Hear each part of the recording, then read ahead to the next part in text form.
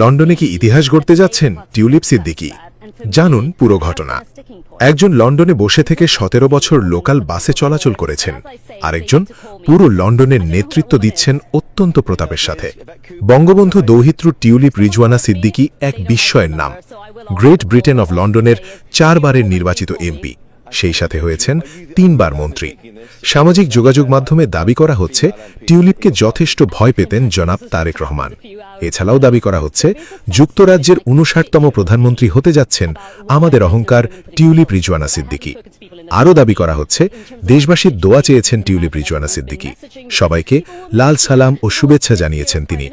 এছাড়াও সামাজিক যোগাযোগ মাধ্যমে প্রচারিত বিভিন্ন পোস্টে দাবি করা হচ্ছে রাশিয়ার প্রেসিডেন্ট ভ্লাদিমির পুতিন টিউলিপ সিদ্দিকীকে ব্যক্তিগত ফোনালাপে অগ্রিম শুভেচ্ছা ও অভিনন্দন জানিয়েছেন এবং রাশিয়া সফরের আমন্ত্রণ জানিয়েছেন।